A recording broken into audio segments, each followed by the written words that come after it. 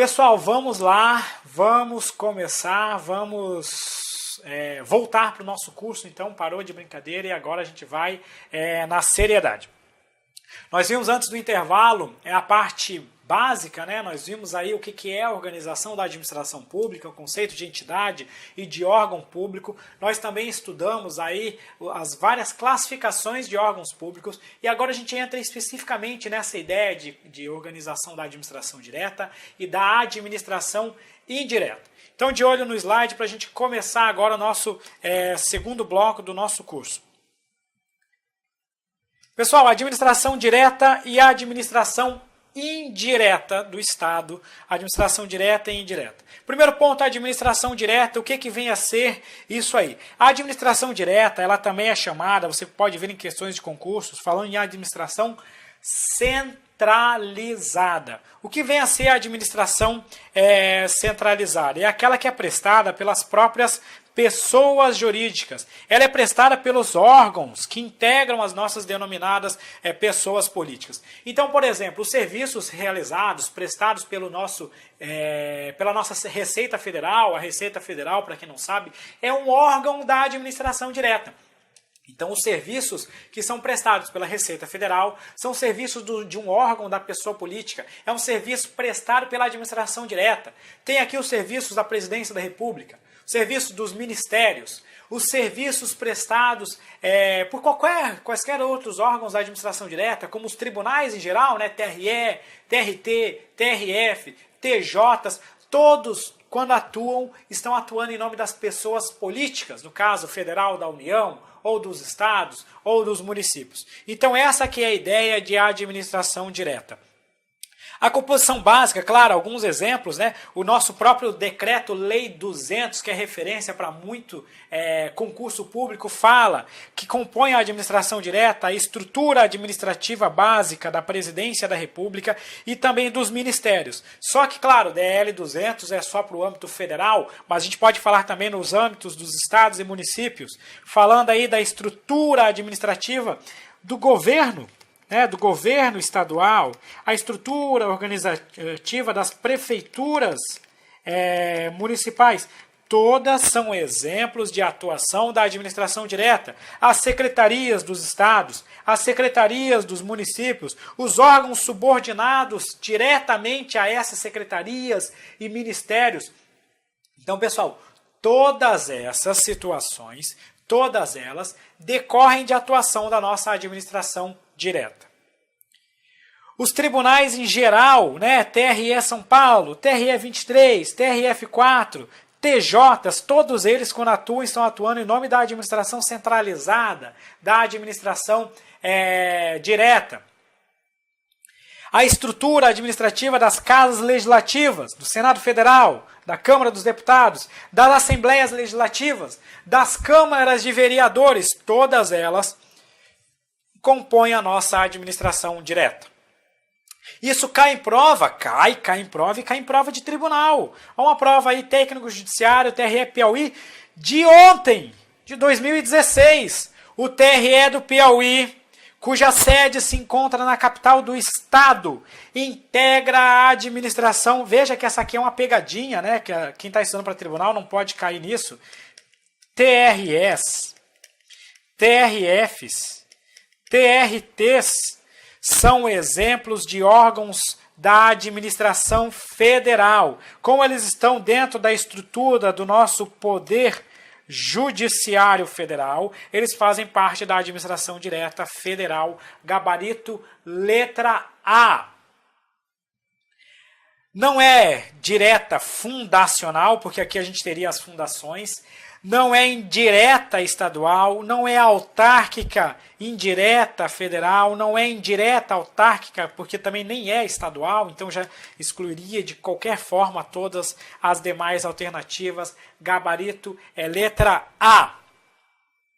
Próxima questão, técnico judiciário, STF, 2013. A administração direta é constituída pelo conjunto de órgãos e entidades administrativas submetidas a regime de direito público para os quais foi atribuída a competência para o exercício de forma centralizada das atividades administrativas do Estado.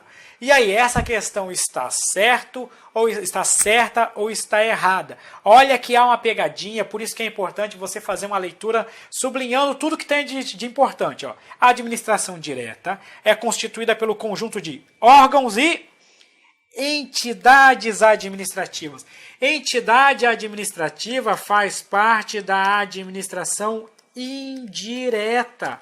Portanto, nessa situação, o item está errado, porque aqui não seria, a administração direta não atua de forma centralizada, mas descentralizada. Entidade administrativa não compõe a administração direta, mas indireta. Daí o erro do item 17. 18. Uma questão de administrador da Fundação Universidade de Brasília de 2013. Em termos legais, considera-se a administração direta aquela composta apenas pelos órgãos do Poder Executivo. Importante esse tipo de palavra, apenas pelos órgãos do Executivo, os quais possuem atribuição precípua de executar a atividade administrativa de forma centralizada. A gente sabe que a administração direta, ela não existe só no nosso Poder Executivo. Também vamos ter a presença da administração direta na atuação do Legislativo, exemplo de atuação da administração direta na atuação do Poder Judiciário, dos Tribunais de Contas, do Ministério Público. Todos esses são estruturas, são órgãos da administração direta. Por isso que esse apenas torna a assertiva incorreta.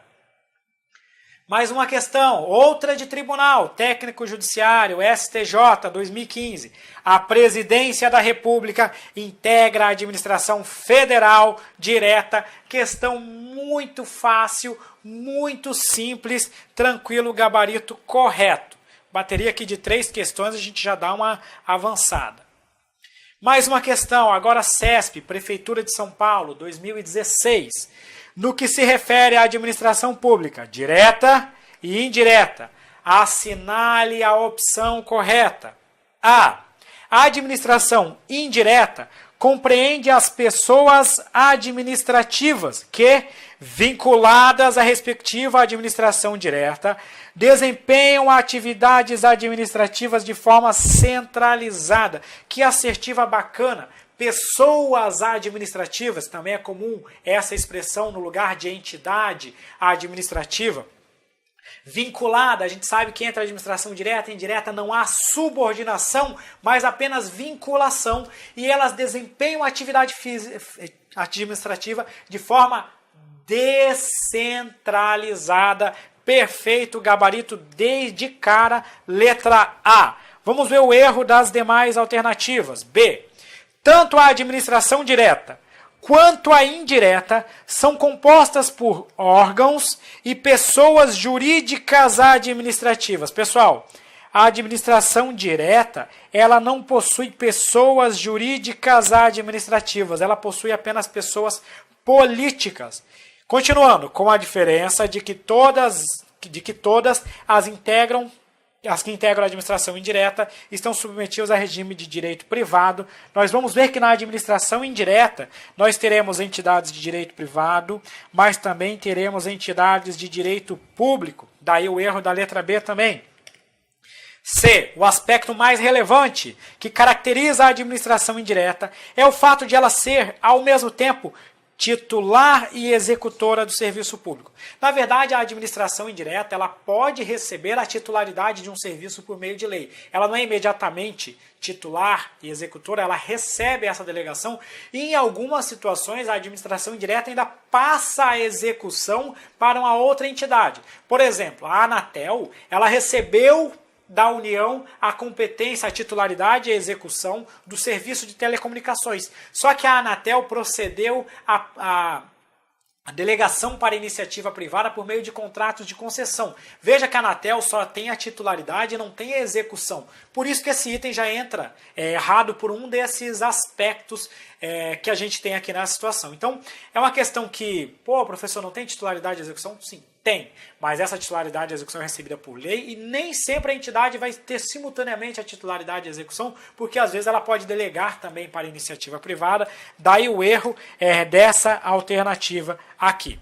E, além disso, isso não seria o aspecto mais relevante da administração indireta, mas sim o fato da atuação descentralizada com autonomia administrativa, financeira, gerencial. D.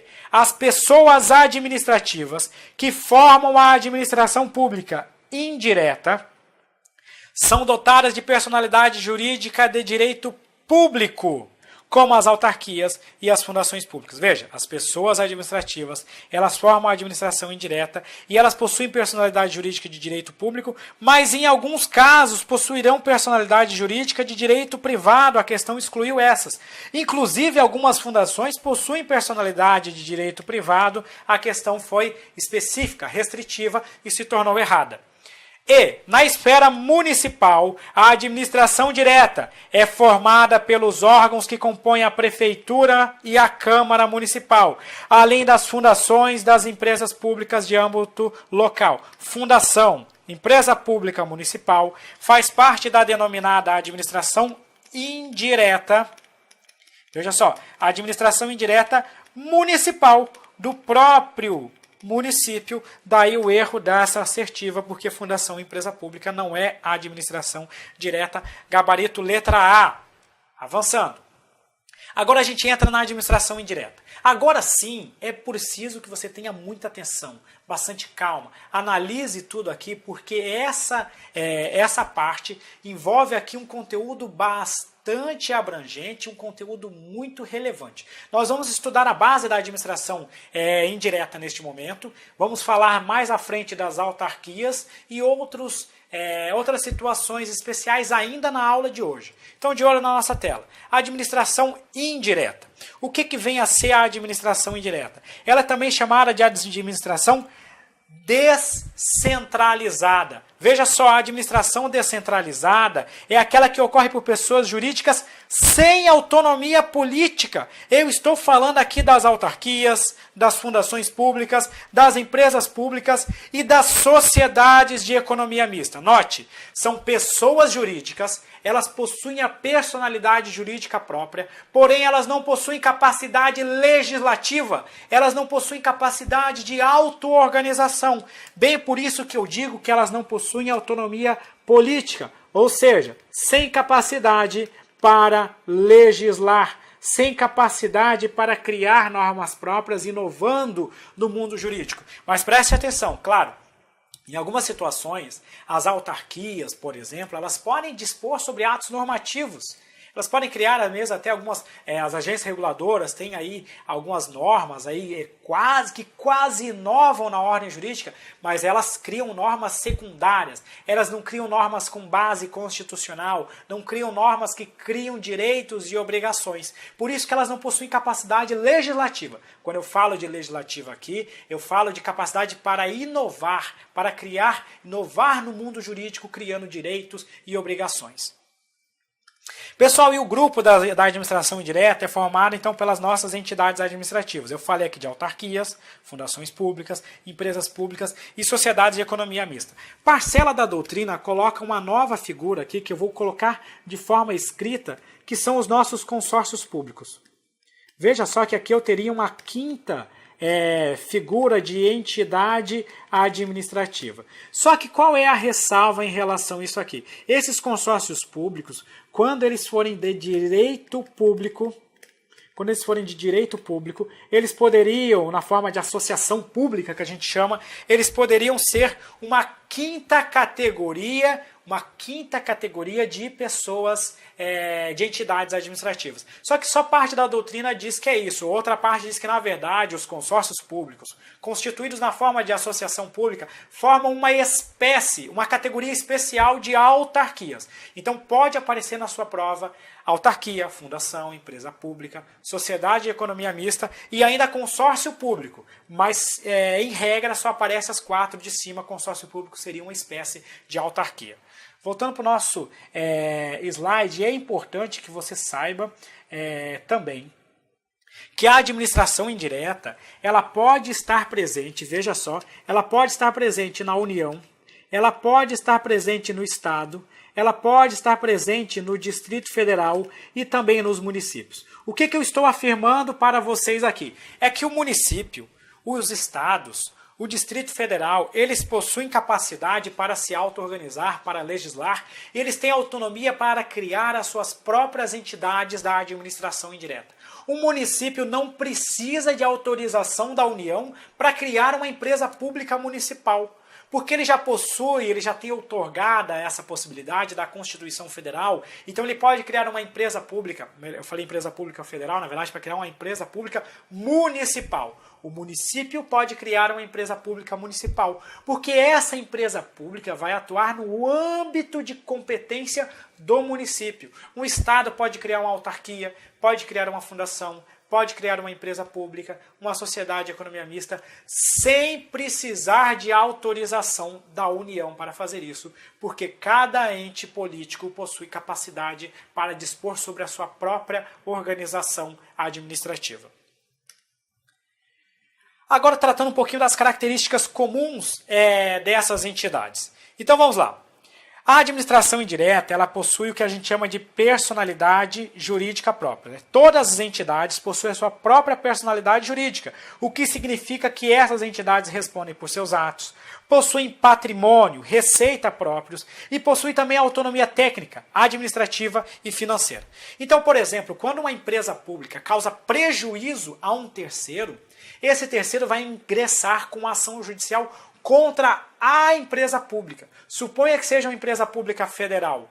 Ele não vai ingressar com ação contra a União. Não é a União que vai figurar no polo passivo. É a própria empresa pública, porque ela possui a sua personalidade jurídica própria. A União só responderia aqui de forma subsidiária. Isso já seria um outro assunto que a gente não vai aprofundar aqui. Mas saiba que elas, as entidades, possuem o seu próprio patrimônio, são titulares de direito e obrigações e podem figurar tanto no polo ativo como passivo de ações processuais. Elas são criadas e extintas por meio de lei. Na verdade, a lei ela cria ou autoriza a criação de todas as entidades da administração indireta. Então, veja só, a criação e extinção está condicionada à existência de previsão legal.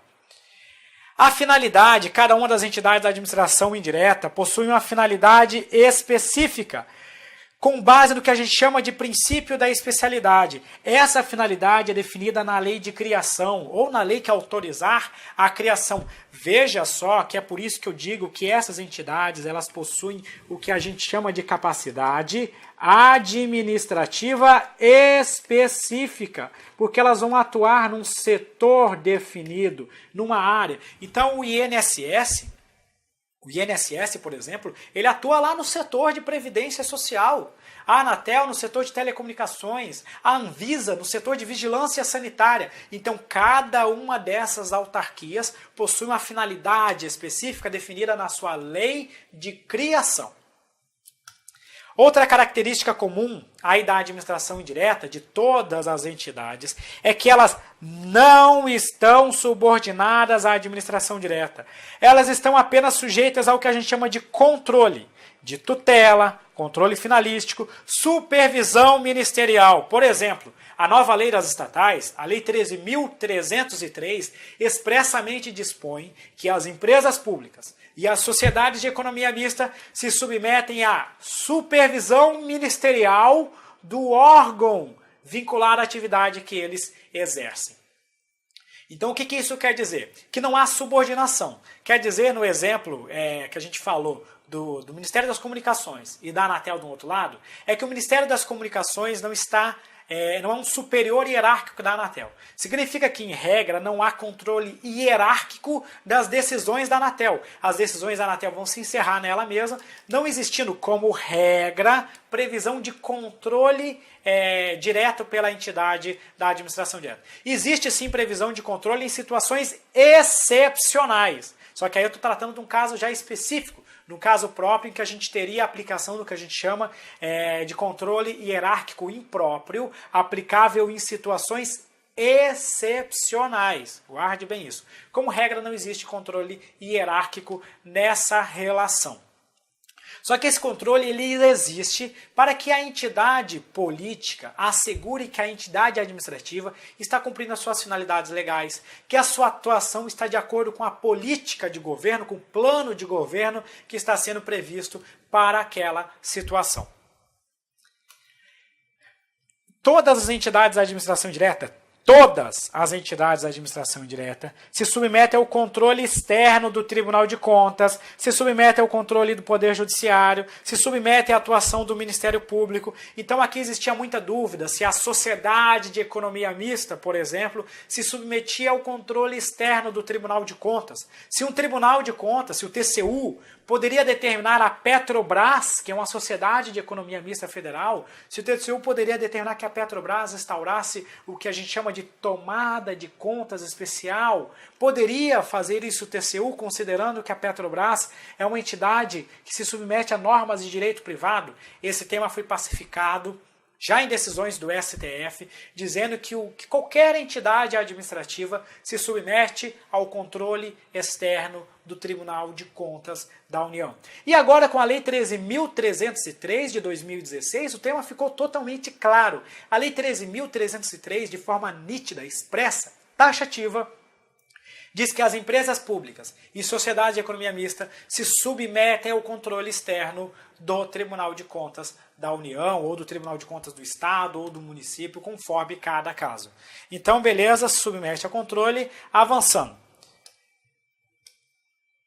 Por fim, elas devem licitar como regra, sobretudo para suas atividades. No caso das autarquias e das fundações públicas, praticamente todas as atividades. No caso das empresas públicas e das sociedades de economia mista, existem algumas regras específicas, mas o que nos interessa é o seguinte: em regra, as entidades da administração indireta se submetem ao regime licitatório.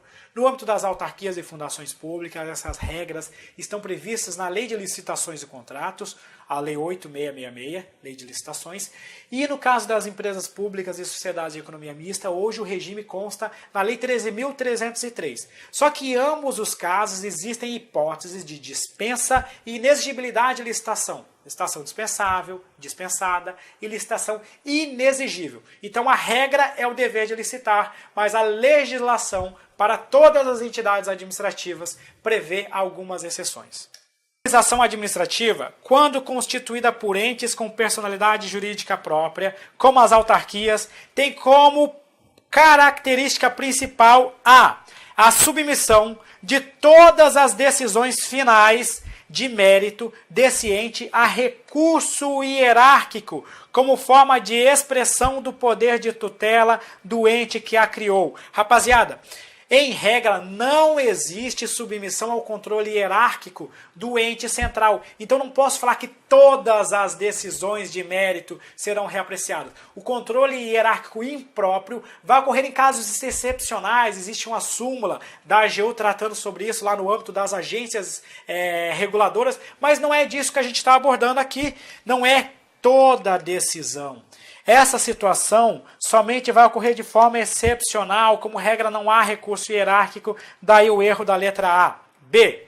O controle político exercido pelo ente federado que cria o ente descentralizado. Veja só, o controle político exercido pelo ente federado que cria o ente descentralizado, o que exige a submissão das decisões negociais à direção política daquela administração, previamente à de referendo. O que essa alternativa está dizendo é que é o seguinte: há um controle da administração e este controle ele é submetido a uma aprovação da administração direta. Seria absurdo. Imagine como ficaria lenta, demorada a atuação da administração indireta. Obviamente que não seria essa a ideia, não faria sentido eu instituir entidades administrativas. Daí o erro da letra B também.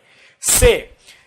Característica principal, disporem de autonomia administrativa, com base na lei que as cria, o que reduz as chances de ingerência da administração central no processo de tomada de decisão do ente. É justamente essa ideia da criação, da nossa administração indireta. Prosseguindo, restringindo o controle ao exame da atuação, o que deve ser afeta às finalidades institucionais. Por isso que a gente diz que é um controle finalístico. Por isso que o gabarito é perfeito, é a letra C. D. A mitigação da incidência do regime jurídico de direito público, admitindo-se seja excepcionado o regime licitatório para as chamadas atividades meio. Pessoal, atividade meio tem que ser licitado, que não estão afetas às finalidades institucionais do ente. Só para ficar claro, essa questão da atividade meio, na aula de empresa pública e sociedade e economia mista, a gente vai detalhar melhor, é que existia uma corrente que defendia assim, que a licitação era obrigatória na atividade meio e não ocorreria nas atividades finalísticas das empresas públicas e sociedades de economia mista que atuam aí na exploração de atividade econômica. Por isso que a questão traz muito disso.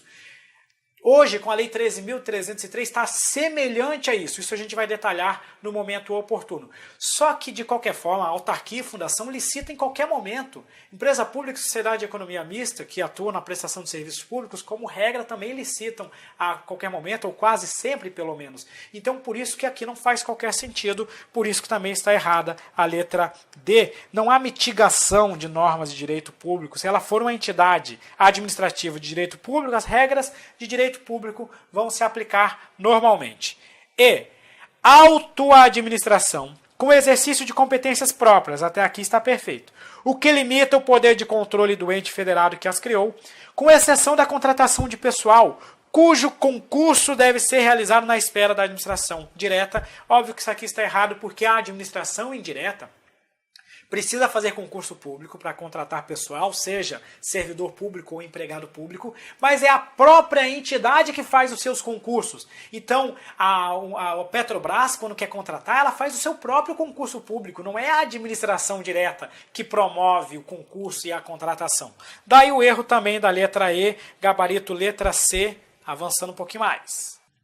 Pessoal, agora a gente vai tratar então da criação das entidades administrativas. Esse tema é um tema importante e relevante, porque ele trata de como que a administração vai criar essas entidades na administração indireta, como que vai criar autarquias, empresas públicas, sociedades de economia mista e fundações. A regra, a base desse tópico está lá na Constituição Federal, artigo 37, inciso 19, que vai nos dizer que apenas por lei específica poderá ser criada a autarquia e autorizada a instituição de empresa pública e de sociedade de economia mista ou de fundação, cabendo à lei complementar, neste último caso, definir as áreas de atuação. Essa lei específica é entendida então como uma lei ordinária.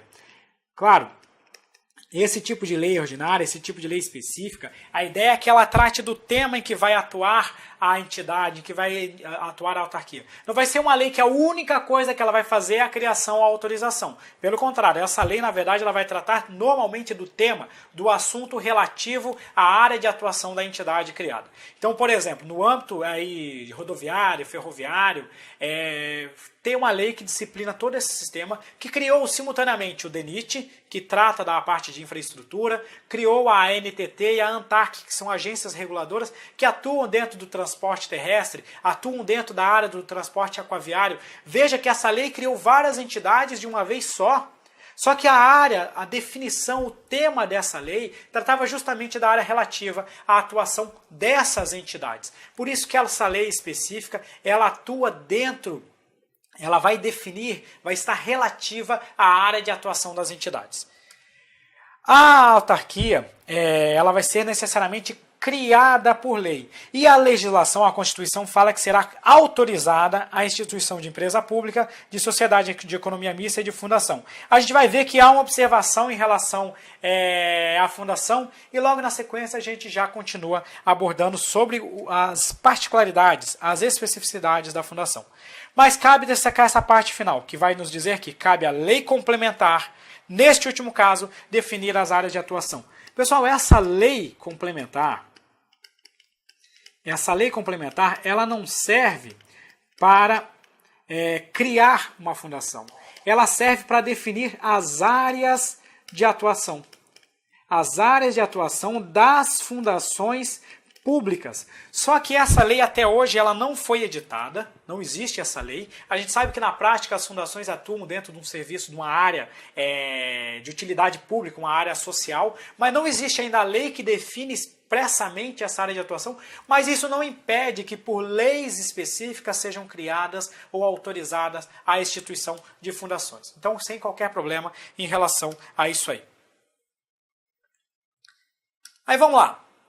Ainda nessa perspectiva, o que a gente vê? Que as autarquias, elas são criadas por lei. Por isso que as autarquias, elas possuem natureza de direito público. Só que as fundações, apesar da Constituição Federal falar expressamente que a fundação será autorizada por lei, o STF entende que uma fundação pública pode ser criada por lei também. Então, olha só, a fundação pública ela poderá ter direito público quando ela for criada por lei e poderá ser de direito privado quando ela for autorizada por lei. Então, por isso que eu faço essa divisão aqui. A importância da entidade ser de direito público ou não é que uma entidade de direito público ela funciona como se fosse um braço, um prolongamento da administração direta. Por isso que elas podem exercer atividades típicas, as chamadas atividades exclusivas de Estado, porque elas nada mais são do que esse prolongamento.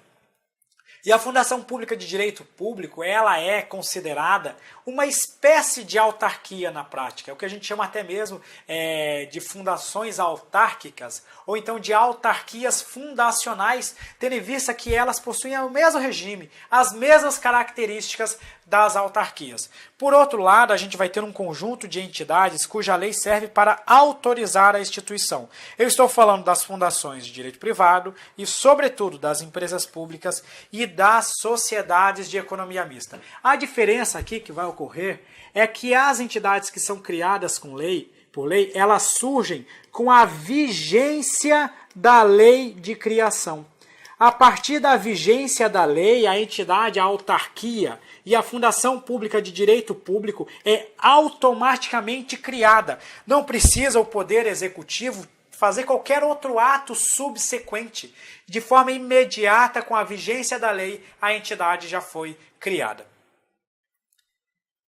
E já se tratando aqui das nossas fundações de direito privado, empresas públicas, sociedades de economia mista, a lei autoriza a criação, mas a efetiva criação vai ocorrer com o que a gente chama de registro do ato constitutivo.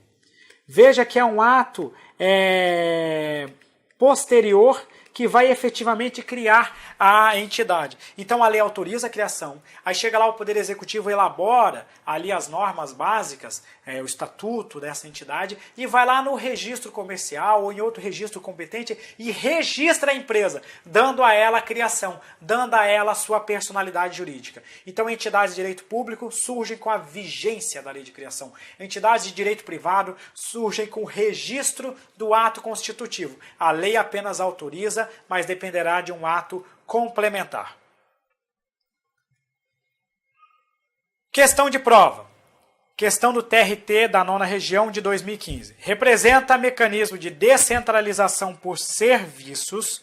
Veja que quando a gente falou lá de descentralização, lá no nosso começo da aula, a gente tem uma forma de descentralização, que é aquela descentralização por outorga, técnica, por serviços, também chamada de descentralização funcional, que é quando eu crio entidades da administração indireta. Então vamos lá. A base dessa questão, na verdade, é saber o regime jurídico, a forma de atuação de cada entidade.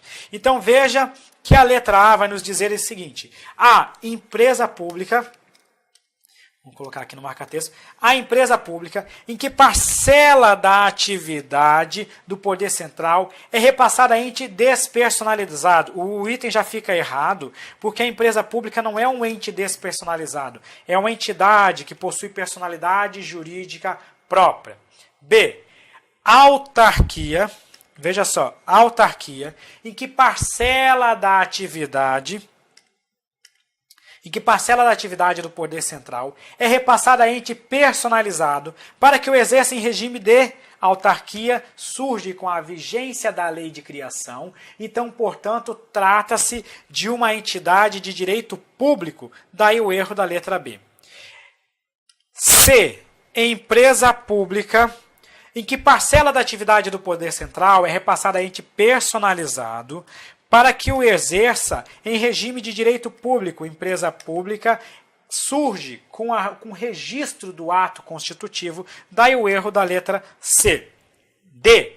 Autarquia em que parcela da atividade do poder central é repassada a ente despersonalizado, daí o erro porque a autarquia possui personalidade própria, sobra-nos apenas a letra E, que vai nos dizer autarquia, em que parcela da atividade do poder central é repassada a ente personalizado para que o exerça em regime de direito público, com autonomia financeira e administrativa, gabarito letra E, perfeito.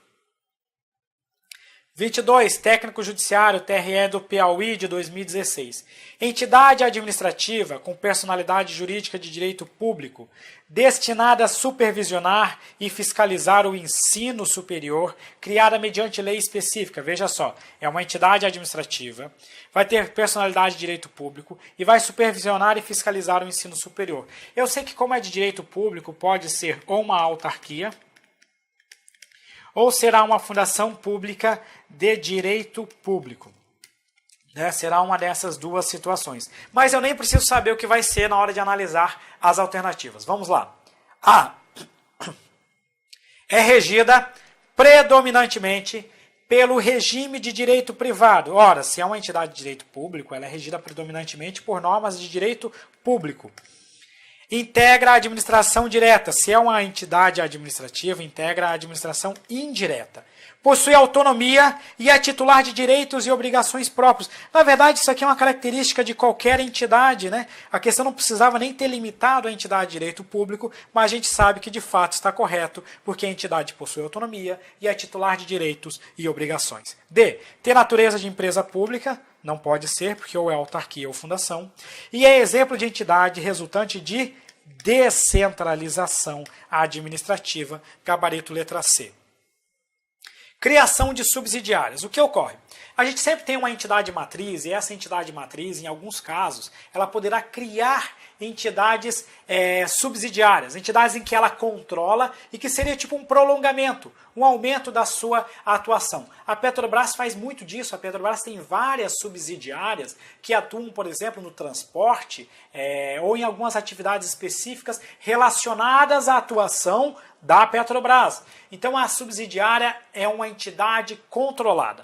Veja o que diz a Constituição sobre esse nosso tema. Ela vai nos dizer o seguinte: a Constituição Federal, no artigo 37(20), diz que depende de autorização legislativa. Aí você marca esse, em cada caso, a criação de subsidiárias das entidades mencionadas no inciso anterior. O inciso anterior era o 19, que foi aquele que a gente leu antes, que trata sobre a criação das autarquias, fundações, empresas públicas e sociedades de economia mista. A criação de subsidiárias das entidades mencionadas no inciso anterior, assim como a participação de qualquer delas em empresa privada. Então, a grosso modo, o que a gente poderia entender é que cada caso teria que ter aí uma autorização. Só que o STF deu uma decisão, claro, bastante política, diga-se de passagem, mas que é o que a gente leva para concurso público. Que, na verdade, esse em cada caso representa uma ideia de autorização em lei. Então, a lei ela pode dar, na verdade, uma autorização genérica para que uma entidade crie subsidiárias ou participe em outras empresas. Veja que decisão interessante. Olha só no nosso slide. Então, o que eu tenho para dizer é que o STF diz que pode ser um dispositivo genérico, até mesmo na própria lei que criar ou autorizar a criação da entidade matriz, da entidade principal. Então, por exemplo, a lei da Petrobras pode autorizar de forma genérica a Petrobras a criar subsidiárias. Veja que coisa genérica. Fica a Petrobras autorizada a criar subsidiárias. Para o STF, este comando atende ao que prevê a Constituição Federal. Que o STF está dizendo é que precisa ter uma lei autorizando isso e deve existir uma autorização para a Petrobras, uma autorização para o Banco do Brasil, para a Caixa Econômica, pode ir lá a lei que autorizar a criação ou qualquer outra lei autorizar a Caixa Econômica Federal e o Banco do Brasil a constituírem subsidiárias. Veja como tem aí um dispositivo genérico. Então, para a prova, guarde isso.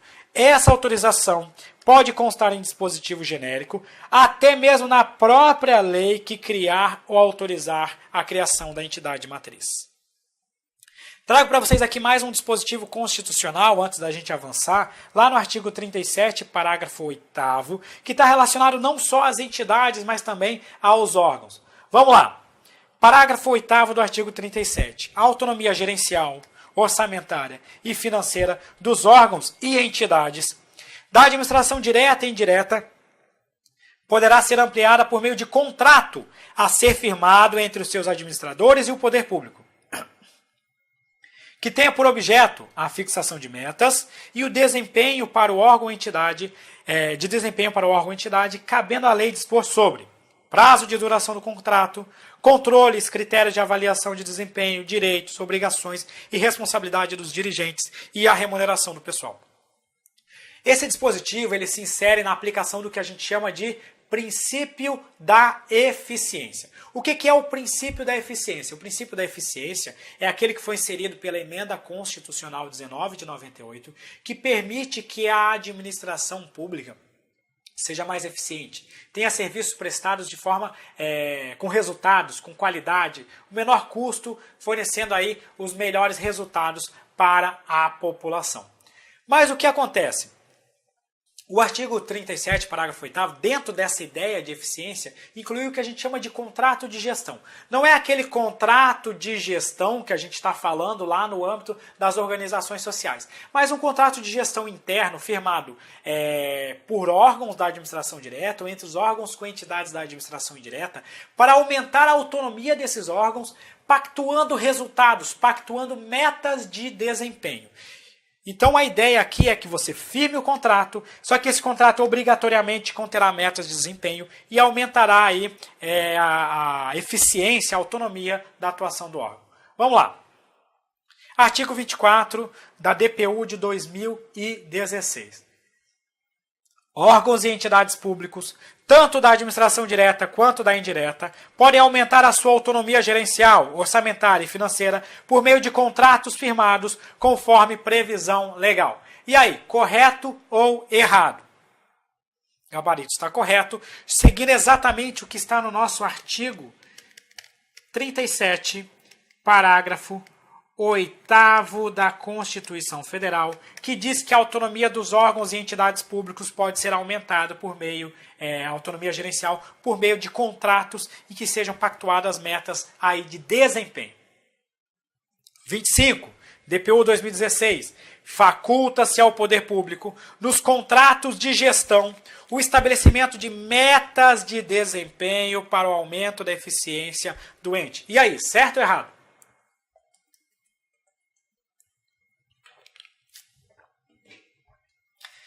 Note que ele coloca uma ideia de faculdade. Ele coloca uma ideia de possibilidade.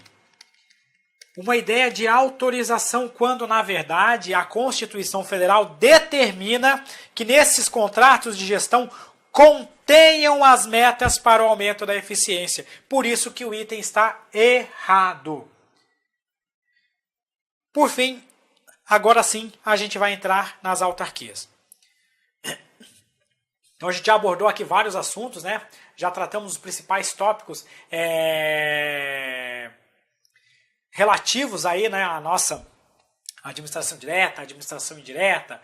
Vimos aí como que faz a criação de órgão, entidade, suas subsidiárias. E agora a gente vai começar a falar das autarquias especificamente. Hoje não vai dar tempo da gente falar também das fundações, empresas públicas, sociedades de economia mista, porque só de autarquias já é bastante coisa. Certamente, só para passar essa parte aqui, a gente vai até o final aí do tempo previsto para a nossa aula. Então, de olho no nosso slide, autarquias. Pessoal, o primeiro conceito, é importante você dominar esse conceito, porque muitas questões são meramente conceituais. Então vamos lá. Autarquia, o conceito, é a pessoa jurídica de direito público, criada por lei, com capacidade de autoadministração para o desempenho de serviço público descentralizado, mediante controle administrativo exercido nos limites da lei. A ideia de autarquia está muito ligada a esse serviço público descentralizado, ao exercício de uma capacidade de autoadministração para atuar numa área específica. E o detalhe importante é que a autarquia é uma entidade de direito público, por isso pode exercer atividades típicas, específicas, exclusivas, próprias de Estado. Então a gente precisa trabalhar aqui alguns conceitos, algumas normas, algumas características específicas das autarquias. A autarquia ela é o que a gente chama de serviço público descentralizado. Então quando aparecer na questão serviço público descentralizado, você remete à autarquia. Nós vamos ver futuramente que quando a gente fala de fundação pública, a gente normalmente fala de um patrimônio público personificado. Veja que enquanto a autarquia a gente chama de serviço público personalizado, a fundação é um patrimônio personalizado, só para a gente ter uma ideia de diferenciação da autarquia e da fundação, porque esses conceitos são usados também em concursos. A autarquia, por ser uma entidade de direito público, ela pode exercer o que a gente chama de atividade típica, atividade exclusiva de Estado. Veja só que ponto interessante. Por isso que uma autarquia ela pode exercer atividades relacionadas ao poder de polícia, pode exercer atividades onde há o poder de império, de fiscalização, de imposição, de aplicação da superioridade do Estado sobre o particular. Então a autarquia ela exerce atividade sancionativa, fiscalizatória, entre outras mais. Nós vamos ver adiante que inclusive já se decidiu que os conselhos de fiscalização de profissão, como regra, são entidades autárquicas, justamente por exercer a atividade exclusiva, típica de Estado. O patrimônio dessas autarquias, o patrimônio dessas entidades, são consideradas bens públicos. Por isso que o bem, o patrimônio das autarquias, ele é impenhorável, ele é imprescritível e ele possui restrições à alienação. Por impenhorável, significa que a autarquia ela se submete ao nosso sistema de precatório. Veja que os bens das autarquias eles não ficam penhorados para fins de quitação de débitos da fazenda pública. Pelo contrário, como regra, os débitos das autarquias eles são quitados por meio do sistema de precatórios, porque os bens públicos eles são impenhoráveis. Da mesma forma, eles são imprescritíveis. Significa dizer que os bens das autarquias eles não se submetem, não vai se aplicar à aquisição por meio de uso capião.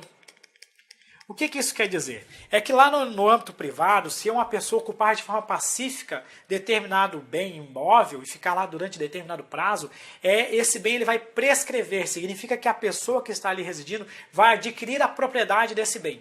Para os bens públicos não existe essa regra. Se você ocupar um bem público e ficar morando lá de forma pacífica durante 10, 15 anos, sem qualquer contestação do Estado, você não vai adquirir por prescrição, por uso capião, tal bem. Então essa é a ideia de imprescritibilidade dos bens públicos. E por fim, em relação à restrição, à alienação, comumente chamado também de inalienabilidade. Eu não gosto de colocar inalienabilidade, porque daria a ideia de que um bem público jamais pode ser alienado. Mas eles podem ser. A alienação, para quem não sabe, é a venda. É a transferência de um patrimônio de uma entidade pública. Os bens públicos, para serem alienados, eles devem se submeter a um conjunto de regras, de restrições. A própria lei de licitações disciplina isso lá no seu artigo 17. Então a gente tem que ter um procedimento que a gente chama de desafetação. Ou seja, eu tenho que tirar do bem público a vinculação dele da prestação de um serviço público. Por exemplo, um prédio, um imóvel que está vinculado à prestação de um serviço público específico, ele não é passível de alienação. Eu somente poderei vender este imóvel se eu desafetar, se eu tirar deste imóvel a característica dele de bem ligado à prestação de um serviço público. Daí essa característica de restrição às alienações. O pessoal, o regime de pessoal, muito importante das autarquias, é o regime jurídico único, ou seja, é o mesmo regime aplicável na administração direta. Hoje a gente pode afirmar que este regime ele é um regime estatutário. Ele é um regime de direito público atualmente. O que ocorre? O que ocorre sobre isso aqui? Na verdade, a Constituição Federal, no artigo 39, ela exige a presença do tal do regime jurídico único no âmbito da administração direta, autárquica e fundacional. A grosso modo, esse regime jurídico único poderia ser um regime jurídico único de direito público ou poderia ser um regime jurídico único de direito privado. Então, um ente da federação poderia adotar como regime jurídico próprio o regime seletista, por exemplo. Só que na prática, o que a gente vê na prática no direito no direito brasileiro é que todos os entes acabam adotando o regime jurídico estatutário. Até porque, em alguns casos, o STF já decidiu que algumas categorias de agentes públicos exercem atividades típicas, exclusivas de Estado e, por isso, só poderiam se submeter ao regime estatutário. Por isso que as questões de concursos relacionam a ideia de regime jurídico único também a regime estatutário. Ainda que você saiba que parte da doutrina diz que o regime tem que ser único. Não importa se ele seria público ou se ele seria privado, mas na prática todo mundo acaba adotando o regime de direito público. Cumpre notar também, pessoal, que a Constituição Federal, na emenda 19 de 98, o artigo 39 foi alterado e houve aí a extinção do regime jurídico único. Só que essa extinção ela ficou por vigência durante um período, até agosto de 2007. Porque essa emenda constitucional foi discutida a constitucionalidade dela e o STF afastou a incidência da nova redação do artigo 39 por uma inconstitucionalidade formal. Foi uma decisão cautelar, uma decisão liminar, ainda não há julgamento de mérito sobre isso, mas atualmente o STF fez o quê? Tinha uma redação do artigo 39, foi dada uma nova redação e o STF determinou que voltasse a viger a redação anterior. Mas o que ocorreu entre a edição da emenda constitucional 19 de 98 e essa decisão liminar do STF lá em 2007? Durante esse período, no âmbito federal, foi criada uma lei permitindo a contratação em algumas categorias de pessoas submetidas a regime de contrato de trabalho, a regime seletista, no âmbito da administração direta, autárquica e fundacional. E essa lei permitiu que fossem realizados concursos e fossem procedidas contratações, e isso de fato ocorreu. Houve aí a contratação de pessoas em regime seletista nas autarquias e na administração direta. Quando o STF suspendeu essa decisão, essa emenda constitucional em 2007, o STF deu uma decisão prospectiva, ou seja, deste momento em diante, volta o regime jurídico único. Mas aquelas contratações que já ocorreram permanecem válidas. Por isso que algumas questões de concurso, hoje já está aparecendo bem menos, né? Mas na época, colocavam que pode existir excepcionalmente a presença simultânea de empregado público e servidor público estatutário no âmbito de uma única entidade. É possível, portanto, que uma autarquia tenha empregados e servidores públicos trabalhando de forma concomitante. Por quê? Porque houve um período em que isso foi possível. Obviamente que, após o STF decidir o mérito, ele deve tratar sobre o tema, ou simplesmente com a aposentadoria desses empregados a gente volta ao normal. O que vale é que hoje, novas contratações no âmbito das entidades de direito público ocorrem sempre sobre regime jurídico único, que no Brasil adota-se por convenção o regime estatutário. Tá ok? Que fique bem claro este ponto. Voltando para o slide, então, regime jurídico único é igual ao da administração direta. Ainda sobre as características das autarquias, a gente trata da nomeação e exoneração de seus dirigentes. Então, o que acontece? A nomeação e exoneração desses dirigentes, eu só quero fazer um parênteses, voltar um pouquinho aqui, um assunto que a gente não abordou lá no começo, mas que é relevante antes de eu continuar esse tópico. O que ocorre? Na verdade, a administração se organiza em administração direta e indireta, isso nós já vimos, sem qualquer ponto. Alguns alunos questionam, professor, é normal, é comum eu falar em administração indireta no âmbito do Poder Executivo, isso é o que mais ocorre. Mas, a grosso modo, o artigo 37, caput da Constituição Federal, ele autorizaria a existência de regime de autarquias, de fundações, de entidades da administração indireta no âmbito dos poderes legislativo e judiciário. Ao pé da letra, a Constituição Federal de fato permite isso. Eu quero dizer para vocês que seria possível, por exemplo, que o Poder Legislativo instituísse uma biblioteca, uma fundação pública que para gerir uma biblioteca sobre o Poder Legislativo. É possível? É possível. Só que na prática eu desconheço qualquer entidade administrativa vinculada aos poderes legislativo e executivo. Então, uma coisa é possível? É possível, isso pode aparecer na sua prova. Agora, na prática, todas as questões acabam considerando apenas a existência de administração indireta no âmbito do poder executivo, até porque a Constituição Federal só traz normas aplicáveis ao executivo sobre esse ponto. Uma delas é o que a gente vai ver no slide, veja só. A nomeação e exoneração de dirigentes ela é prerrogativa do chefe do Poder Executivo. Obviamente, porque eu estou falando de uma autarquia, de uma fundação, uma autarquia, melhor dizendo, no âmbito do próprio Poder Executivo. Veja que a Constituição Federal nem fala em uma autarquia do Legislativo ou do Judiciário. Então, sabe, é possível? É. Mas no julgamento das questões, considere o que cai, considere que a administração direta, o que ocorre na prática, é no âmbito do Poder Executivo.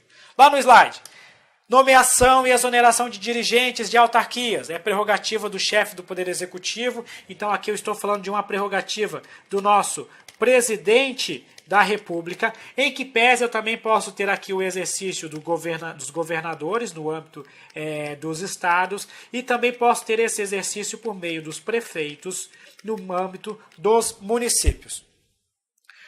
É possível que se exija a aprovação do nome indicado pelo Senado. Ou seja, vamos explicar melhor. O nome é indicado sempre pelo chefe do Poder Executivo. Só que é possível que o nome indicado seja aprovado, seja submetido à aprovação do Senado. Eu vou dar um exemplo. A própria Constituição Federal diz que compete ao presidente da República escolher e nomear o diretor do Banco Central. Só que o presidente da República escolhe e submete este nome à aprovação do Senado Federal. É o que a gente chama de sabatina. Veja, não é o Senado que escolhe. O Senado não possui essa prerrogativa.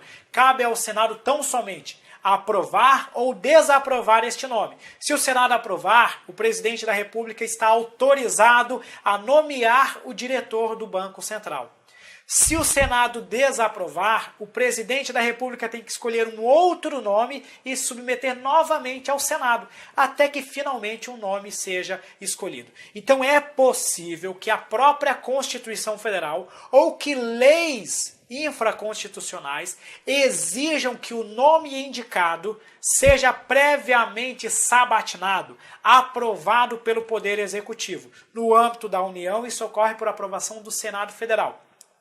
Por exemplo, os diretores das agências reguladoras, eles são escolhidos pelo presidente da República, submetidos ao Senado Federal, que pode aprovar ou desaprovar. Aprovando, o presidente da República nomeia, desaprovando, o presidente da República tem que indicar um novo nome até que alguém seja aprovado.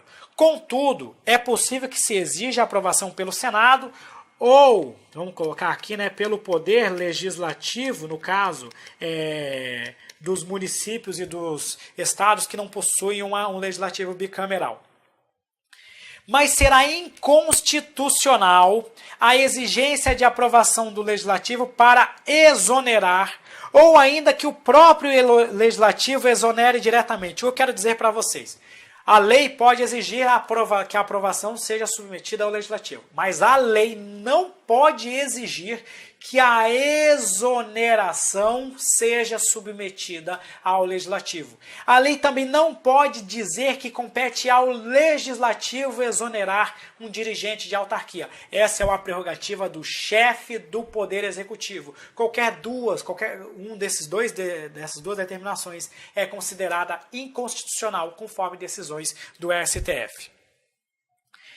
Além disso, as autarquias possuem algumas prerrogativas próprias. A autarquia possui, por exemplo, a tal da imunidade tributária recíproca, significa que uma pessoa jurídica, um ente, não pode instituir a tributação aí sobre o patrimônio, né, sobre os bens e rendas dessa autarquia. Então, grave, a autarquia goza da tal da imunidade tributária recíproca. A autarquia, ela também goza do que a gente chama de prazos processuais em dobro.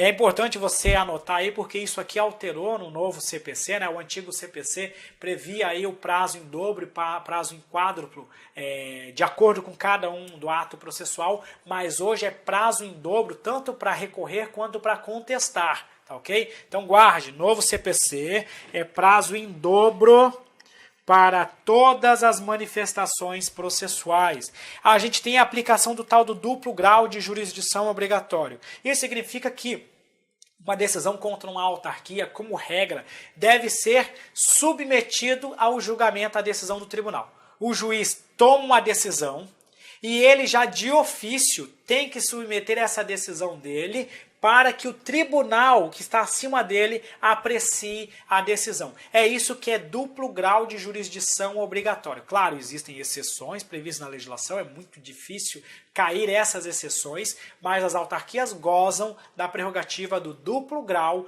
de jurisdição obrigatório. Além disso, as autarquias se submetem, como a gente já viu, ao sistema de precatórios, afinal de contas, os seus bens são impenhoráveis, e ela se submete ao prazo de prescrição quinquenal em relação aí aos seus débitos. Vamos lá. Foro judicial das autarquias, outro ponto importante. Se eu estiver tratando de uma autarquia federal, o foro processual vai ocorrer no âmbito da Justiça Federal. Se eu estiver tratando de uma autarquia estadual ou municipal, a justiça competente é a Justiça Estadual. Claro que ressalva daqui aquelas competências aí da Justiça Especializada, né? Então eu falei para vocês que entre 98 e 2007 foi possível a contratação de empregado público numa autarquia. Então durante a vigência dessa sistemática, as autarquias poderiam ter empregados públicos. As demandas em relação ao empregado público são de competência da Justiça do Trabalho, por exemplo. Então aqui eu falo Justiça Federal e Estadual, ressalvando as competências específicas das justiças especializadas. Avançando. Por fim, o último tópico em relação às autarquias trata dos nossos conselhos regionais. Com exceção à OAB, eles são considerados entidades autárquicas. Explica isso aí para mim. Os conselhos de fiscalização de profissão, Conselho Regional de Medicina, Conselho Federal de Medicina, Conselho de Nutrição, Conselho de Fisioterapia, de Arquitetura e Urbanismo, de Engenharia, todos esses conselhos que fiscalizam profissão, eles são considerados entidades autárquicas, ou seja, eles são autarquias, eles integram a administração pública. Isso é importante porque houve muita discussão, porque durante muito tempo esses conselhos não estavam seguindo normas que deveriam seguir. É muito comum você ver em conselhos aí a presença de empregados, de pessoas contratadas sem concurso público, situação que é considerada inconstitucional pelo STF. A consequência de eu dizer que um conselho de fiscalização de profissão é uma entidade autárquica significa dizer que esse conselho se submete ao dever de licitar, se submete à regra do concurso público, ou seja, os seus servidores são servidores públicos propriamente ditos, ou seja, são servidores estatutários, se submetem às regras do estatuto, no caso a Lei 812 de 90, e se submetem a um conjunto de restrições próprias, específicas. Na prática, a gente vê muita coisa estranha por aí, mas para fins de prova, lembre, Conselho Profissional, Conselho de Fiscalização de Profissão é entidade autárquica, justamente porque exerce um poder de polícia, uma atividade exclusiva do Estado. Só que há uma exceção, e a gente colocou no nosso slide, que se refere à OAB. Porque o STF já decidiu que a OAB é uma entidade específica, uma entidade própria, com características especiais, tendo em vista que a OAB exerce o que a gente chama de função, atividade essencial à justiça.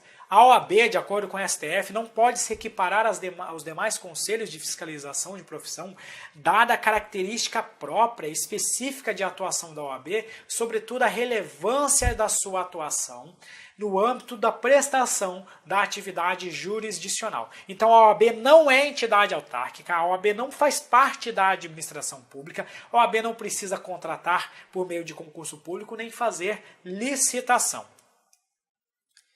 Vamos lá. Questões de prova. 26, técnico judiciário do TRT da 8ª região. Uma questão de 2016. A autarquia A é pessoa jurídica de direito público. Já matamos a questão. Autarquia, pessoa jurídica de direito público. B. Inicia-se com a inscrição do seu ato constitutivo em registro público. A autarquia, ela ganha vida no momento da vigência de sua lei de criação. Então, não é com o registro do seu ato. C. Subordina-se ao ente estatal que a institui. A autarquia ela é apenas vinculada ao ente estatal, assim como as demais entidades administrativas. D. É uma entidade de competência política. A autarquia possui apenas competência administrativa, uma vez que a autarquia não tem capacidade legislativa. E integra a administração indireta, daí o erro dessa alternativa. Com isso, o gabarito letra A avançando. 27, questão do TCE do Paraná, questão de 2016, de auditor. Na organização administrativa do poder público, as autarquias são entidades da administração indireta com personalidade jurídica, patrimônio e receita próprios. Mais uma vez, a gente já mata de cara com a análise da letra A. B.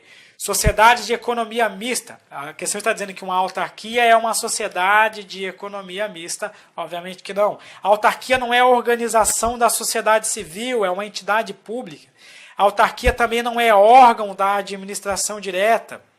A autarquia não é organização social também, então todas essas aqui estão incorretas. Beleza? Gabarito letra A, perfeito, fácil de analisar. Mais uma questão de 2016. Determinada autarquia do Estado do Mato Grosso foi condenada a pagar indenização a um de seus servidores. Após a condenação, utilizou-se do prazo em quádruplo para recorrer e, na fase da execução da condenação, alegou a impossibilidade de arcar com a indenização por não ter patrimônio próprio. A propósito dos fatos, aí vamos lá. O prazo hoje aplicável para as manifestações processuais, atualmente ele é o mesmo. Ele é o prazo em dobro, olha só, para todas as manifestações processuais. Então não existe mais essa história de prazo em dobro e prazo em quádruplo. É porque antes a gente tinha o prazo, antigamente existia o prazo em dobro para recorrer, em quádruplo para contestar. Isso acabou. Ficou mais fácil para o concurseiro. Nem guarde, se você não estudou esse tema antes do novo CPC, nem coloque isso na sua cabeça. Vá direto que as autarquias gozam de prazo em dobro para todas as manifestações processuais. Contestar, recorrer, seja o que for. Então vamos lá, questão de prova. E além disso, a questão fala que ela não tem patrimônio próprio. A característica da autarquia e das demais entidades administrativas é ter sua própria personalidade jurídica e por isso elas possuem o seu próprio patrimônio. Então vamos lá. A propósito dos fatos. Incorreto prazo recursal, beleza, que é em dobro para recorrer, hoje é em dobro para tudo, então tá certo. Bem como o fundamento do patrimônio. O fundamento está errado, porque a autarquia possui patrimônio próprio, daí o erro da letra A. B, correto, tanto o prazo recursal como o argumento relativo ao patrimônio. Está incorreto o prazo recursal, porque hoje ele é em dobro. Está incorreto o argumento em relação ao patrimônio, porque a entidade possui seu próprio patrimônio. C. Correto o prazo recursal, mas incorreto o fundamento do patrimônio. Está incorreto o prazo recursal, porque não existe mais prazo em quádruplo. E também, e aqui de fato, sim, a segunda parte está certa, porque ela falou que está incorreto o fundamento do patrimônio, pois a autarquia tem fundamento próprio. O item só está errado por causa do primeiro trecho. D. Incorreto o prazo recursal, que na hipótese é prazo simples. Na verdade, o que a gente fala aqui seria prazo em dobro, mas correto o fundamento do patrimônio também está errado, porque não está correta essa parte. E. Incorreto o prazo recursal, que na hipótese é em dobro, beleza. Mas correto o fundamento do patrimônio. Pessoal, acho que eu só pulei aqui um errinho, fazer uma observação na letra A, né? Eu acho que eu dei uma voada aqui. A. Incorreto o prazo recursal, que é em dobro para recorrer, beleza. Bem como um fundamento para o patrimônio, a gente deve ter algum erro aqui. A gente deve ter algum erro aí em relação ao gabarito dessa questão aqui. Depois eu vou buscar e já faço a correção aqui para vocês. Mas o que é? Comentando essa alternativa que nos interessa, estou vendo o pessoal colocando, oxe, o que está ocorrendo aí, professor?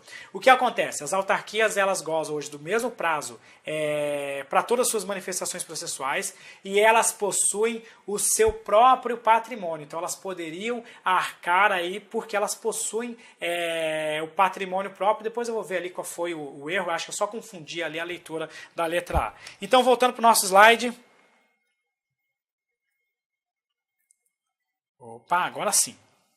29. Cefaz do Maranhão 2016. São exemplos de autarquias Banco do Brasil e Conselho de Arquitetura e Urbanismo do Brasil. Pessoal, aqui eu quero exemplo de autarquia. Autarquia, basta que nessa questão eu responderia ela por eliminação. Banco do Brasil é Sociedade de Economia Mista. Conselho de Arquitetura e Urbanismo, eu vou colocar o que for em azul, o que for autarquia. É um conselho de fiscalização de profissão, portanto, é autarquia. B. Caixa Econômica Federal é uma empresa pública. Instituto Nacional de Colonização e Reforma Agrária é o INCRA. É uma autarquia. C. Petróleo SA, Petróleo Brasileiro SA é a nossa Petrobras, é uma sociedade de economia mista. E o INSS é de fato uma autarquia. D.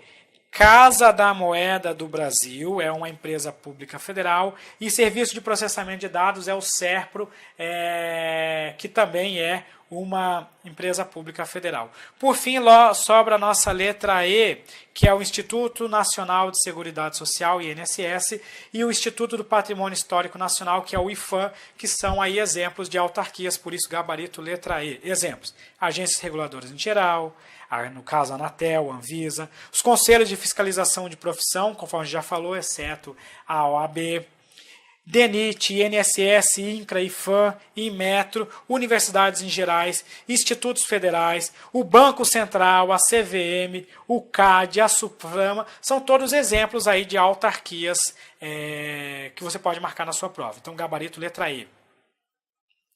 Voltando para mim. Pessoal, aquela questão lá, depois eu vou fazer para vocês, para a gente não ter que voltar e não ficar perdendo tempo. Eu vou refazer o comentário dela, porque eu acho que eu estou me embabacando aqui já essas horas, a gente já está meio perdido. Depois eu refaço o comentário dela, posto um vídeo no nosso Facebook, se der para comentar, porque ela deve estar bem longa, comento também no Instagram para a gente não ficar com dúvida sobre dúvida. A Érica está perguntando aí o que é a Casa da Moeda. A Casa da Moeda é uma empresa pública, beleza? Voltando para o nosso slide, agora a gente entra nas autarquias de regime especial. O que seria uma autarquia de regime especial?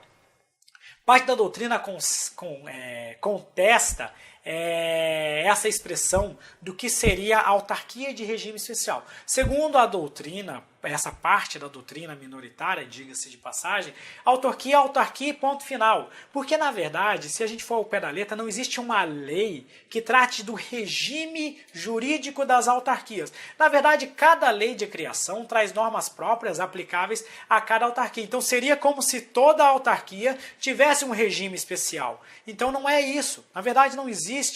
Ao pé da letra, não existiria uma autarquia sob regime especial, uma autarquia de regime especial. Mas a doutrina majoritária, e sobretudo as bancas de concursos, adora utilizar essa expressão. O que seria autarquia de regime especial? Seria aquela autarquia em que existem características, existem peculiaridades próprias que, sobretudo, servem para aumentar a autonomia dessas entidades. Por si só, a autarquia já possui uma autonomia própria. Só que algumas possuem uma autonomia maior ao ponto de parte da doutrina chamar ela de independência. Claro que independência não seria adequado, porque nenhuma entidade é independente das demais. Mas vamos no nosso slide para a gente contextualizar. Vamos lá. Essas autarquias seriam aquelas que têm maior autonomia que as demais. Isso aqui é marcado, a característica dessa maior autonomia é marcado pelo mandato fixo de seus membros. O que eu estou dizendo aqui é porque o que acontece? A gente viu no slide sobre nomeação e exoneração dos dirigentes que isso é uma prerrogativa do chefe do executivo, que em regra nomeia e exonera os dirigentes de autarquias de forma ad nutum, ou seja, quando ele bem desejar, ele faz a exoneração. Ele exonera a pessoa a hora que ele quiser. Essa é a regra. Só que no âmbito das entidades, das autarquias sobre regime especial, o mandato é fixo. Significa o seguinte, uma vez nomeado para o cargo, a pessoa somente sairá do cargo se ela pedir, se houver uma decisão judicial ou se houver um processo administrativo disciplinar, que considera a ampla defesa, ou após o término do seu mandato, ou ainda em outras condições previstas em lei, na lei de criação da autarquia. O que não pode é o presidente da República ou o chefe dos demais entes da federação, chefe do Poder Executivo nos demais entes, o que ele não pode fazer é exonerar ad nutum este membro. Nas agências reguladoras, por exemplo, o mandato de cada um dos seus dirigentes é um mandato fixo, cujo prazo é definido na lei de criação. O prazo vai lá e diz, o mandato aqui nessa entidade, ele é fixo, ele possui 3 anos. Uma vez nomeado, essa pessoa só perderá o cargo se ela desatender a alguma das situações previstas em lei. O que não vale é a exoneração. Então, lá no nosso slide, tem aí essa característica. Os exemplos principais são as nossas agências reguladoras, que são o exemplo aí típico de entidades autárquicas sobre regime especial. Porque elas exercem a fiscalização, o controle e regulação de serviços públicos. A ideia é que as agências reguladoras possuam uma autonomia maior para que adotem decisões com base em critérios técnicos. Porque o tipo de atividade que uma agência reguladora exerce é uma atividade que está inerente, que está relacionada a um interesse político muito grande. As pessoas, as decisões dessas autarquias, dessas agências, elas têm um impacto muito grande na vida e sociedade, o conflito de interesse é muito grande. De um lado a gente tem as empresas que estão atuando no setor regulado, do outro lado a gente tem o usuário, do outro lado a gente tem o Estado. E essas pessoas agem com um conflito de interesses muito grande. Então a ideia, quando se criaram as nossas agências reguladoras, é dar a elas uma autonomia maior para que suas decisões sejam adotadas com base em critérios técnicos e não políticos. Então, como os dirigentes não se submetem à livre exoneração, eles podem atuar de forma técnica, de forma autônoma no exercício das suas decisões. Isso, pelo menos em tese, pelo menos para fins de concurso. Então vamos lá. As agências reguladoras possuem maior autonomia, justamente porque os seus membros possuem mandato fixo e também porque tem uma prévia aprovação do Senado Federal dos nomes indicados pelo presidente da República. Exemplos de agências reguladoras: a ANEEL, Agência Nacional de Energia Elétrica, a Anatel, que é a Agência Nacional de Comunicações, a Agência Nacional do Petróleo, a Agência Nacional de Vigilância Sanitária, a Agência Nacional de Saúde, a Agência Nacional de Águas, a Agência Nacional de Transporte Terrestres, a Agência Nacional de Transporte Aquaviário, a Agência Nacional aí de Cinema, dentro dessa área de cultura, e a Agência Nacional de Aviação. Lembrando que as agências reguladoras são espécies de autarquias. Elas nada mais são do que autarquias, mas muitas vezes são chamadas de autarquias sob regime especial. Só que além, também podemos chamar de autarquia sobre regime especial as universidades, porque muitas vezes o seu reitor possui aí uma situação, um mandato fixo em algumas hipóteses. O diretor do Banco Central, a gente sabe que ele possui mandato fixo, o diretor da Comissão de Valores Mobiliários, por isso que apesar do Banco Central e da CVM não serem agências reguladoras, elas não são agências reguladoras, elas se inserem dentro do conceito de autarquia sob regime especial, dado o mandato fixo de seus diretores.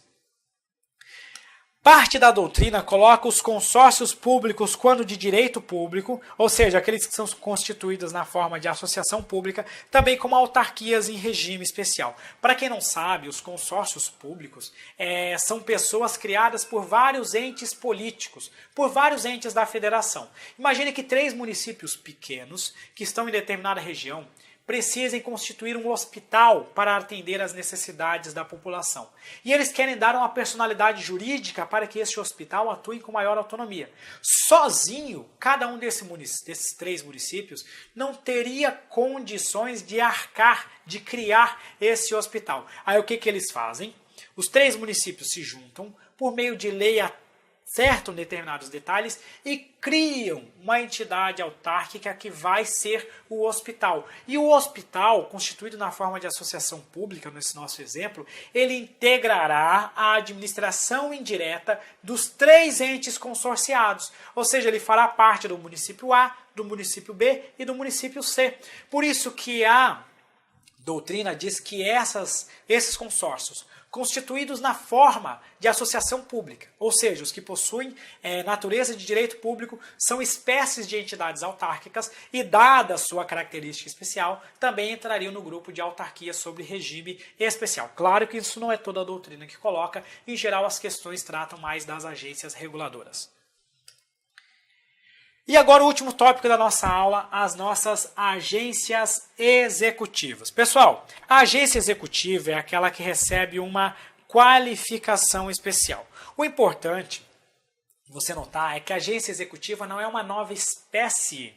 Não é uma nova espécie de autarquia, não é uma nova espécie de fundação, não é uma nova espécie de entidade.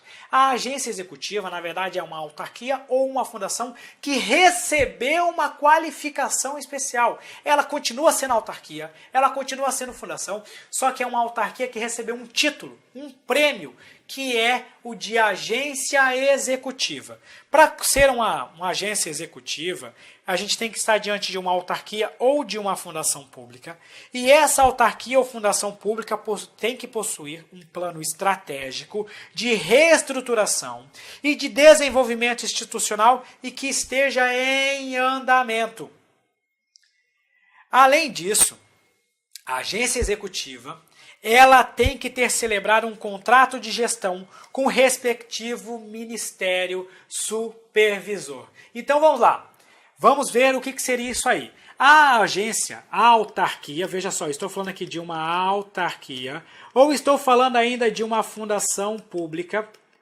Essa autarquia ou fundação pública, ela normalmente está vinculada a um ministério, confere? Ela vai ter que, para ela poder aumentar a sua autonomia, para ela poder exercer as suas prerrogativas com base em resultados, em metas, ela vai firmar um contrato de gestão com esse ministério que ela está vinculada. Então imagine, por exemplo, que uma autarquia ligada lá ao setor de previdência, ou melhor, uma autarquia ligada ao setor de saúde, uma autarquia ligada ao setor de saúde, portanto, uma federal vinculada ao Ministério da Saúde, para poder ser qualificada como agência executiva, ela precisa firmar um contrato de gestão com quem? Com o Ministério da Saúde. Professor, a entidade possui plano estratégico, firmou o contrato de gestão. Automaticamente ela se torna uma agência executiva? Não, não se torna.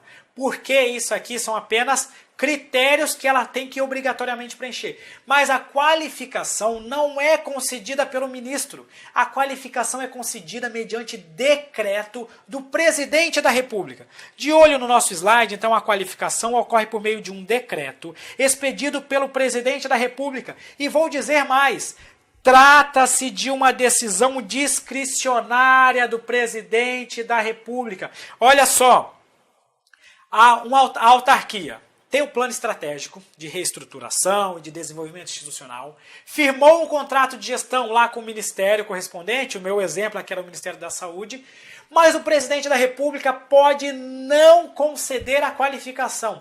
Trata-se de decisão discricionária do presidente da República, então a qualificação não ocorre com a assinatura do contrato de gestão, a qualificação ocorre com o decreto do presidente da República que qualifica a autarquia ou a fundação em uma entidade, em uma autarquia e uma agência executiva, melhor dizendo. Beleza? Slide. A periodicidade do contrato de gestão ele deve ocorrer com no mínimo 1 ano, de acordo aí com a legislação que trata das agências executivas. E o que vai acontecer? Ah, professor, mas afinal de contas, por que uma entidade vai querer virar agência executiva?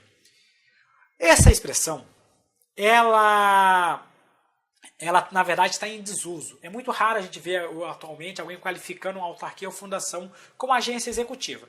A característica que a legislação criou, basicamente, foi o valor em dobro para a dispensa de licitação com baixo valor. Então, a lei de licitações, lá no artigo 24, parágrafo 1º, a gente vê que para as autarquias e fundações qualificadas como agências executivas, a gente sabe que, na verdade, o limite para a dispensa de licitação por baixo valor será em dobro. Significa dizer que essas entidades têm um limite de R$30 mil para a dispensa de licitação de obras ou serviços de engenharia e de R$16 mil para a dispensa de licitação de baixo valor de compras de serviços e de demais serviços, né, de compras e demais serviços. Então é basicamente essa, elas deveriam ter outras autonomias que deveriam ser definidas aí na legislação, mas na prática o que a gente tem é o artigo 24, parágrafo 1º da nossa lei de licitações, que dá esse valor, esse limite em dobro para elas dispensarem licitação. Pessoal, questão de prova, questão 30, o Estado X pretende criar estrutura administrativa destinada a zelar pelo patrimônio ambiental estadual e atuar no exercício de fiscalização de atividades potencialmente causadoras de dano ambiental. Sabe-se que tal estrutura terá personalidade jurídica própria e será dirigida por um colegiado com mandato fixo, sendo que suas decisões de caráter técnico não estarão sujeitas à revisão de mérito pelas autoridades da administração direta. Sabe-se também que os bens a ela pertencentes serão considerados bens públicos. Considerando-se as características acima mencionadas, pretende-se criar Veja só, várias características importantes aqui de relevo para a gente poder marcar o gabarito. Ela vai atuar numa área de fiscalização. Veja que ela vai atuar numa área de fiscalização. Veja também que os seus membros terão mandato fixo. Veja que se exige caráter técnico de suas decisões, que não estarão sujeitas à revisão de mérito. Veja que os seus bens serão públicos. A gente sabe, obviamente, que aqui a gente está tratando de um tipo de autarquia. Mas qual é o tipo de autarquia especificamente que a gente está abordando? De olho no nosso slide. Agência reguladora, pessoa jurídica de direito público, cuja criação se dará diretamente por lei. Vamos guardar esta alternativa por hora.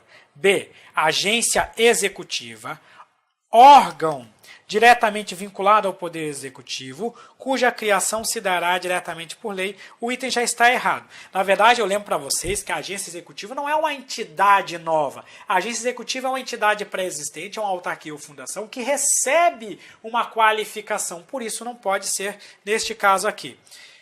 Associação pública. A associação pública nada mais é do que uma espécie de autarquia. Então, a associação pública ela possui direito público como regra, cuja criação será autorizada por lei, também não se trata de autorização, mas efetiva criação. Então, por isso que esse item também está errado.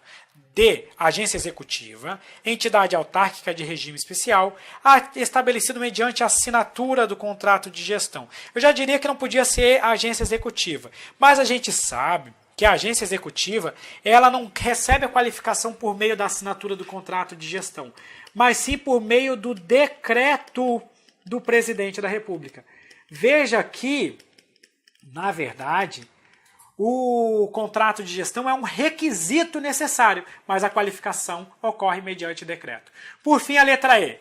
Fundação pública, pessoa jurídica de direito privado. Eu sei que a fundação pública ela pode ser de direito público, e ela pode ser também de direito privado, por isso o item já estaria errado, cuja criação será autorizada por lei e se efetivará com a inscrição de seus atos constitutivos. O erro também nessa letra E é que a entidade ela vai desempenhar atividades típicas de Estado. Então não poderia ser uma fundação de direito privado, mas apenas uma fundação de direito público, porque ela vai atuar na área de fiscalização de danos ambientais, então é uma atividade típica de Estado. Com isso, então, nosso gabarito sobra é a letra A, porque seria aqui de fato uma agência reguladora, pessoa de direito público, cuja criação se dará diretamente por lei. Poderia estar aqui a autarquia, e nesse caso a questão também estaria correta, mas eles preferiram colocar uma espécie de autarquia, que é a agência reguladora.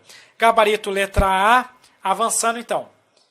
Questão 31, juiz do trabalho. Agora a gente trouxe uma questão boa, de 2015 da FCC. Uma fundação pública que tem como finalidade a pesquisa e desenvolvimento de medicamentos e tratamentos na área de saúde pública, apresentou ao Ministério da Saúde um plano estratégico de reestruturação e desenvolvimento institucional, objetivando a ampliação de sua autonomia.